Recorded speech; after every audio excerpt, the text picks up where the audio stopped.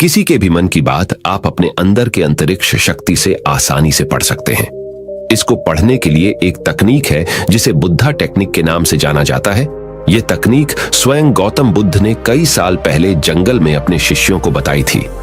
आज हम लोगों के मन की बात आप कैसे पढ़ सकते हो, यह हम आज आपको एक गौतम बुद्ध की रहस्यमय कहानी। दोस्तों, एक बार एक व्यक्ति बुद्ध के पास आता है और उनसे पूछता है कि बुद्ध अपने मन को काबू में करने और उसे समझने का पहला चरण क्या है और हम कहां से शुरुआत करें कि हमारा मन हमारे वश में आ जाए।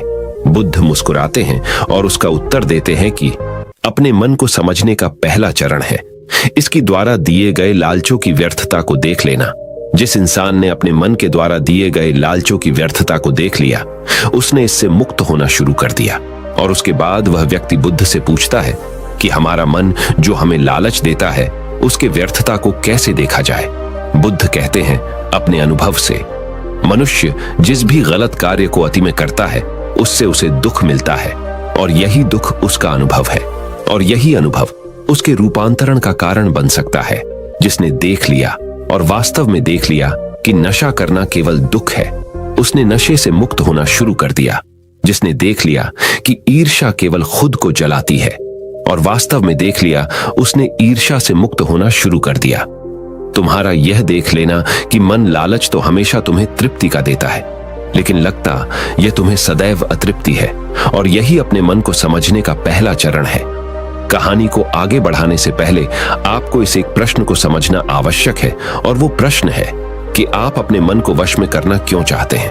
क्योंकि आपने ये अनुभव कर रखा है कि आपका मन आपको दुख देता है, या क्योंकि आपको आपके मन के लालच बहुत बड़े सुहावने लगते हैं, इसीलिए आप इन लालचों के पीछे छुपे हुए दुखों को नहीं देख पाते।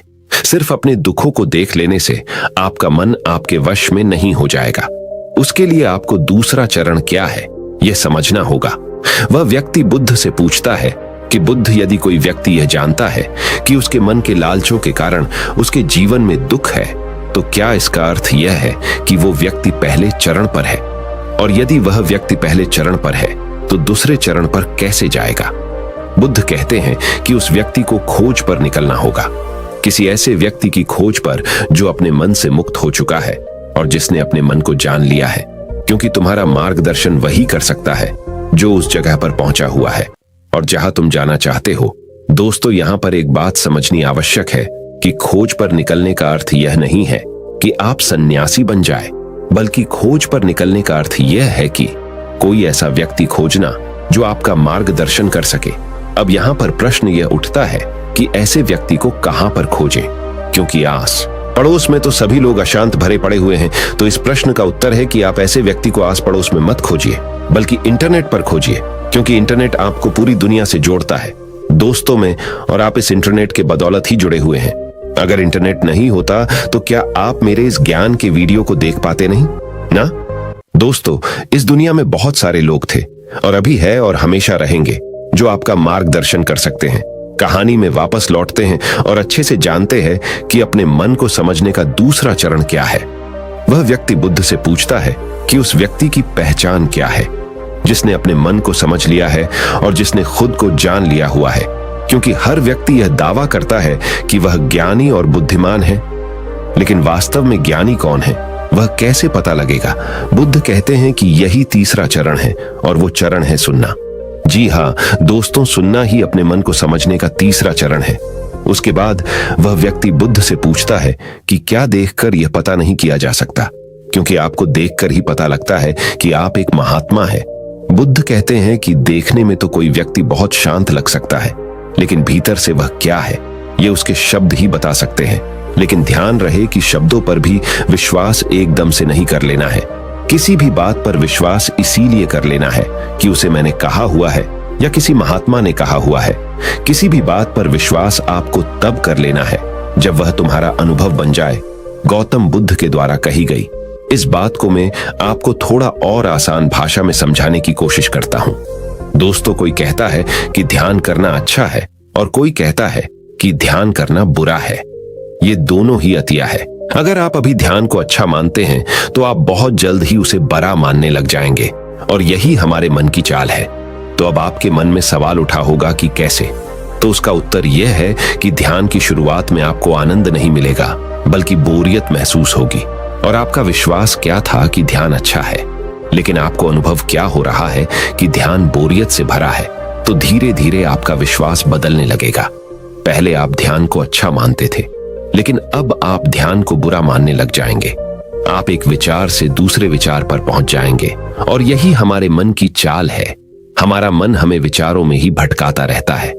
और अगर आप ध्यान को बुरा मानते हैं, तो आप कभी भी अपने मन से ध्यान करेंगे ही नहीं। अब कहानी में वापस लौटते हैं और अच्छे से समझते हैं कि आपने मन को समझने का तीसरा चरण क्या है। बुद्ध कहते हैं कि किसी भी बात पर विश्वास तब तक नहीं करना है जब तक वह तुम्हारे विवेक की कसौटी पर खरी नहीं उतर जाए, और इसके लिए कर्म करना आवश्यक है, और कर्म ही अपने मन को समझने का चौथा चरण है। अगर आप धन कमाना चाहते हैं तो आपको सही दिशा में कर्म करना आवश्यक है। ठीक उसी प्रकार अगर आप खुद को जानना चाहते हैं तो आपको सही दिशा में कर्म करना आवश्यक है। वह आदमी बुद्ध से पूछता है कि सही दिशा में कर्म करते वक्त आदमी क्या गलती कर सकता है। बुद्ध कहते हैं कि केवल 2 गलतियां कर सकता है। पहली गलती है शुरुआत ना करना, और दूसरी गलती है पूरा रास्ता तय न करना। और इन दोनों गलतियों के पीछे हमारे मन की चाल होती है। कोई सोचता है कि मैं शुरुआत कल से करूंगा, और कोई सोचता है कि शायद मैं सफल ना हो पाऊं। इन दोनों ही गलतियों को व्यक्ति जागरूकता की कमी के कारण करता है। बिना जागरूकता के व्यक्ति का मन उसे सही दिशा में चलने ही नहीं दे सकता, और जागरूकता ही अपने मन को समझने का 5वां चरण है। इसीलिए दिन के हर एक क्षण को जागरूकता के साथ जियो। कोई भी कार्य करो तो उसे जागरूकता के साथ करो। अगर सांस भी लो तो उसे जागरूकता के साथ लो। बिना जागरूकता के साथ जिया गया एक भी क्षण मृत्यु के समान है। और ध्यान रहे कि जागरूकता बिना ध्यान के संभव नहीं है। वह व्यक्ति बुद्ध से पूछता है कि बुद्ध अपने जागरूकता के स्तर को कैसे बढ़ाया जा सकता है। बुद्ध कहते हैं कि ध्यान के द्वारा, और ध्यान ही 6वां चरण है। एक बार आप अपने मन को समझने के 6 चरणों को ध्यान से समझिए। अपने मन को समझने के 6 चरण। पहला चरण, थोड़ी जागरूकता के साथ यह देख लेना कि यह मन ही दुख के बीज बोता है। दूसरा चरण, किसी ऐसे व्यक्ति को खोजना जो मन से मुक्ति पाने का मार्ग बता सके। तीसरा चरण, सुनना। चौथा चरण, सुने हुए को कार्य में लाना। 5वां चरण, जागरूकता, जिससे आप मार्ग से भटके न। 6ठा चरण, ध्यान करना। यदि सीधे शब्दों में कहा जाए तो ध्यान ही वह नाव है जिस पर बैठकर मन रूपी नदी को पार किया जा सकता है। लेकिन ध्यान तक पहुंचने के लिए शुरुआत के 5 चरण बहुत आवश्यक है। अभी आप कौन से चरण पर है, हमें नीचे कमेंट बॉक्स में कमेंट करके जरूर बताएं, क्योंकि दोस्तों हर ज्ञानी इन 6 चरणों से गुजरता ही गुजरता है। दोस्तों अब जानते हैं कि अपने मन को अपना सेवक कैसे बनाएं। एक सच्ची कहानी से, तो चलिए कहानी की शुरू करते हैं। अपने मन को अपना सेवक कैसे बनाएं, अपने मन को वश में कैसे करें। दोस्तों इस कहानी में अगर आप ध्यान से पढ़ते हैं तो आपको नीचे दिए हुए 2 प्रश्नों का उत्तर मिल जाएगा, और वो 2 प्रश्न है। पहला, हम अपने मन के गुलाम क्यों बन गए हैं, और दूसरा, हम अपने मन को अपना गुलाम कैसे बना सकते हैं। आपके पहले प्रश्न का उत्तर नीचे दी गई यह लाइफ चेंजिंग कहानी में है, इसलिए नीचे दी हुई कहानी को अंत तक जरूर पढ़िए। एक बार एक राज दरबार में एक कलाकार आता है, और इस कलाकार की खासियत यह थी कि जब भी यह कलाकार अपनी कलाकारी दिखाता तो ऐसा कोई भी व्यक्ति नहीं होता था जो इसके कलाकारी को देखकर हंसे ना। बड़े बड़े राजा महाराजा इस कलाकार की कलाकारी को देख हंसते हंसते लौट पौट हो जाते थे। लेकिन इस बार वह कलाकार एक गंभीर राजा के दरबार में था, इसीलिए लोगों को यह संदेह था कि कहीं वो इस बार असफल ना हो जाएं। वह कलाकार अपनी कलाकारी दिखानी शुरू करता है, और वही होता है जो हर बार से होता आ रहा था। राजा का हंसते हंसते बुरा हाल हो जाता है। वह राजा उस कलाकार की कलाकारी देख इतना प्रसन्न होता है कि वो इस कलाकार को मुंह मांगा इनाम देने के लिए तैयार हो जाता है। हमें यह बात हमेशा याद रखनी चाहिए कि अधिक खुशी में लिए गए फैसले अक्सर गलत साबित होते हैं। राजा उस कलाकार से कहता है कि मांगो जो भी तुम मांगना चाहते हो, मैं तुम्हारी कलाकारी से बहुत प्रसन्न हूं। वह कलाकार कहता है कि क्षमा करे राजन, पर मैं जो भी मांगूंगा शायद आप वो दे ना पाए। राजा अपने आसन से खड़ा होता है और कहता है कि अब तुम मेरी प्रसन्नता को क्रोध में बदल रहे हो। क्या तुम्हें मेरे द्वारा कही गई बात पर संदेह है? अब राजा अपने अहंकार को बीच में ले आता है, और जहां भी अहंकार बीच में आ जाता है वहां काम बिगड़ना निश्चित है। फिर वो कलाकार राजा से कहता है कि नहीं नहीं राजन, मुझे क्षमा करे। मेरे बोलने का मतलब यह नहीं था, बल्कि मैं तो बस ये कहना चाहता था कि आप इस बात को फिर से एक बार दोहरा दे। फिर उसके बाद राजा कहता है कि मैं तुझे वचन देता हूं कि जो भी तू हद में रहकर मांगेगा वह तुझे जरूर मिलेगा। उसके बाद वह कलाकार कहता है कि तो ठीक है, आप मुझे 24 घंटों के लिए आपके राज्य का राजा बना दीजिए। उस कलाकार की बात सुन राजा मन ही मन सोचता है कि अच्छा है, मैंने इसे हद में रहकर मांगने को कहा था, वरना ये तो हमेशा के लिए राजा बनता। वैसे तो 24 घंटे कोई बड़ी बात नहीं है। और उसके बाद राजा सोच समझकर उस कलाकार से कहता है, ठीक है, अगले 24 घंटे के लिए मैं तुम्हें राजा घोषित करता हूं। राजा बनने के घंटे के अंदर ही वह कलाकार, जो कि अब राजा बन चुका था, वह पुराने राजा को फांसी पर चढ़ा देता है और दूसरे घंटे में वह पुराने राजा के सभी भरोसे मंद लोगों को हटाकर अपने भरोसेमंद लोगों को रख लेता है। आप में से बहुत सारे लोग उस राजा को मूर्ख समझ रहे होंगे, परंतु मैं आपको बताना चाहता हूं कि वह राजा कोई और नहीं बल्कि आप है और वह कलाकार आपका मन है। आपका मन आपको थोड़ी सी खुशी क्या दे देता है कि आप उसके पीछे पीछे हो लेते हैं। जो वही कहता है वही आप करते हैं और बाद में आपके हाथ में केवल पछतावा ही लग जाता है। किसी भी चीज का मजा लेना समस्या नहीं है, बल्कि इस मजे में ही डूबकर अपनी सुध बूध खो देना समस्या है। अब दूसरे प्रश्न का उत्तर समझिए। हम अपने मन को काबू में कैसे करें, अपने मन को कैसे नियंत्रित करें? दोस्तों, हमारा मन हमसे सिर्फ बुरे काम ही नहीं करवाता, बल्कि यह आपसे अच्छे काम भी करवाता है। मैं आपको एक उदाहरण देकर समझाता हूं। जब आप ईर्ष्या का सहारा लेते हैं तब आपका मन बुरे काम करता है, और जब आप क्रोध का सहारा लेते हैं तब आपका मन बुरे काम करता है। जब आप मोह, अहंकार और लालच जैसे बुरी चीजों का सहारा लेते हैं तब आपका मन आपसे बुरे काम करवाता है, और जब आप प्रेम, दया और कृतज्ञता जैसी अच्छी भावनाओं का सहारा लेते हैं तब आपका मन अच्छे काम करता है। इसलिए समस्या मन नहीं है, बल्कि मन का इस्तेमाल किस तरह से किया जा रहा है, यह समस्या है। गौतम बुद्ध ने जागरूकता को इतना महत्वपूर्ण इसलिए बताया हुआ है क्योंकि जागरूकता के द्वारा ही अपने मन को नियंत्रित कर सकते हैं। मन को नियंत्रित करने का मतलब यह नहीं है कि आपके मन में नेगेटिव विचार आने ही बंद हो जाए। मन को नियंत्रित करने का सही मतलब यह है कि आपका कोई भी विचार आपको विचलित ना कर पाए। विचलित होने का अर्थ सिर्फ परेशान होना नहीं है, बल्कि खुश होना भी होता है। बहुत ज्यादा खुश होना समस्या नहीं है, परंतु उस खुशी में कोई निर्णय लेना समस्या है। उदाहरण, किसी से कोई वादा कर देना। ठीक उसी प्रकार बहुत ज्यादा दुख होना समस्या नहीं है, बल्कि इस दुख के कारण कोई निर्णय लेना समस्या है। उदाहरण, आत्महत्या करना। अगर आप बड़े जागरूकता के साथ यह देख पाए कि सुख और दुख, इन दोनों की अति में कोई भी निर्णय लेना दुख और पीड़ा को जन्म देता है, तो आप आंख बंद करके सुख के पीछे नहीं भागेंगे, और अगर आप सुख के पीछे नहीं भागेंगे तो दुख आपके पीछे नहीं भागेगा, क्योंकि ज्यादातर लोग जिसे सुख समझते हैं वह दुख की परछाई है। अब लोग इस बात का यह अर्थ निकाल लेंगे कि हमें सुख का आनंद नहीं लेना चाहिए, जबकि यह निष्कर्ष बिल्कुल गलत है। अगर आप सुख और दुख, इन दोनों की अति में कोई निष्कर्ष नहीं निकालते हैं तो आप वही रहते हैं जहां आपको रहना चाहिए, मध्य बिंदु पर, जिसकी बात हर बार बुद्ध कहते हैं। मैं आपको मन के बारे में एक खास बात बताता हूं। आपको ऐसा कब लगता है कि आपको अपने मन को वश में करना चाहिए? मैं आपको बताता हूं, जब आए वो काम कर रहे होते हैं जो काम करना आपके लिए सही नहीं होता है, तब आपको महसूस होता है कि आपको अपने मन को अपने वश में करना चाहिए, मगर आप वो काम फिर भी करे जाते हैं क्योंकि आपको उस काम को करने में मजा आता है। उदाहरण के लिए चुगली करना। आपको पता है कि चुगली करने से आपको कुछ भी फायदा नहीं होगा, फिर भी आप चुगली करते हैं क्योंकि चुगली करने में शुरुआत में मजा आता है, परंतु धीरे धीरे ही आपको पता चलता है कि आप अपने ही नजरों में छोटे बन गए हो।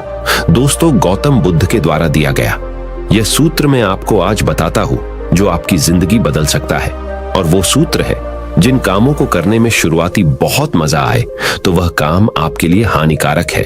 उदाहरण के तौर पर फनी और गंदे वीडियो देखना, वेब सीरीज, जंक फूड खाना और सुबह देर से उठाना इत्यादि। और जिन कामों को शुरुआती में करने में कम मजा आता है या बोरियत महसूस होती है, वो काम आपका जीवन बदल सकता है। उदाहरण के लिए किताबें पढ़ना, व्यायाम करना, सुबह जल्दी उठना, ध्यान करना और इंटरनेट का सही इस्तेमाल करना इत्यादि। हमें यह समझना चाहिए कि हमारा मन केवल बुरे कामों में ही नहीं लगता, बल्कि यह अच्छे कामों में भी लगता है। फर्क सिर्फ इतना है कि बुरे कामों में यह जल्द लग जाता है, क्योंकि बुरे काम करते वक्त शुरुआती में ही मजा होता है, और अच्छे कामों में यह देर से लगता है, क्योंकि अच्छे कामों में मजा देर से मिलता है। इसीलिए मजे के पीछे न भागें, और बल्कि सही काम के पीछे भागें। सफलता आपको निश्चित मिलेगी। दोस्तों, अब मैं आपको अपने मन को कंट्रोल करने का प्रैक्टिकल तरीका क्या है, यह बताने वाला हूं। इसीलिए वीडियो को ध्यान से अंत तक अवश्य देखिए। दिमाग को कंट्रोल कैसे करें, जानिए। मन को कंट्रोल करने का प्रैक्टिकल तरीका। दोस्तों, ज्यादातर लोग ये सोचते हैं कि मन को कंट्रोल करना मुश्किल है, और ये बात सच है केवल उन लोगों के लिए जिन्हें यह पता नहीं है कि मन क्या है और यह कैसे कार्य करता है। जो लोग जानते हैं कि मन क्या है और यह कैसे कार्य करता है, उनके लिए अपने मन को कैसे नियंत्रित करना आसान है। तो आइए सबसे पहले यह समझते हैं कि मन क्या है और यह कैसे कार्य करता है। हमारा मन दो हिस्सों में बटा हुआ है। पहला चेतन मन और दूसरा अवचेतन मन। चेतन मन को हम सब बुद्धि के नाम से जानते हैं। यह हमारे भीतर एक फिल्टर की तरह काम करता है। जो भी जानकारी हमारे अंदर जाती है उसे यह जांचता और परखता है। चेतन मन के पास तर्क करने की क्षमता है और यह सही और गलत के बीच चुनाव कर सकता है। परंतु अवचेतन मन ऐसा नहीं है, उसका कार्य अलग है। हमारा अवचेतन मन सही और गलत के बीच चुनाव नहीं कर सकता है। जो भी जानकारी चेतन मन सही मानकर अवचेतन मन में भेज देता है, वह उसका विरोध नहीं करता है, चाहे वह जानकारी गलत ही क्यों ना हो। एक उदाहरण देकर समझाता हूं। मान लीजिए कोई व्यक्ति आपको कमजोर कहता है, मगर आप कमजोर नहीं है, तो आपका चेतन मन उस व्यक्ति की बातों का विरोध करेगा। मगर जब वह व्यक्ति उसी बात को आपसे बार बार कहेगा और उसी के साथ ही अन्य लोग भी उसी बात को बार बार कहेंगे, तो आपका चेतन मन इस बात को सच मान लेगा और आपके अवचेतन मन में भेज देगा। और अवचेतन मन का काम है जो बात उसके भीतर चली गई है उसे सच साबित करना। इसका सबसे बड़ा उदाहरण है, जब हम छोटे हुआ करते थे उस समय हमारे भीतर बहुत आत्मविश्वास था, परंतु जैसे जैसे हम बड़े होते गए हमारा आत्मविश्वास कम होता गया, क्योंकि हमारे स्कूल और कॉलेजेस से और समाज से बार बार नकारात्मक बातें सुनने को मिली और हमारा अवचेतन मन उन्हें सच मान बैठा। हो सकता है कि आपने इस बात पर ध्यान दिया हो कि आप गलत करना तो नहीं चाहते, परंतु फिर भी गलत करते हैं। आप डरना तो नहीं चाहते, लेकिन डर जाते हैं। ऐसा क्यों होता है? क्या आप जानना चाहते हैं? तो वीडियो के अंत तक बने रहे। दोस्तों, ऐसा इसीलिए होता है क्योंकि जाने अनजाने में आपके अवचेतन मन में बहुत सारी गलत जानकारी चली गई हुई है, जिसे वह सच मान बैठा हुआ है। तो अब प्रश्न यह उठता है कि इसका समाधान क्या है, क्योंकि बहुत सारी गलत जानकारी हमारे भीतर जा चुकी है और हमारा आत्मविश्वास कम हो चुका है। अब आप इसका समाधान समझिए। अब तक आपने यह समझा कि मन क्या है और यह कैसे काम करता है। अगर एक लाइन में कहूं कि मन क्या है, तो हमारा मन जानकारी का एक ढेर है जो जाने अनजाने में हमारे भीतर चली गई हुई है।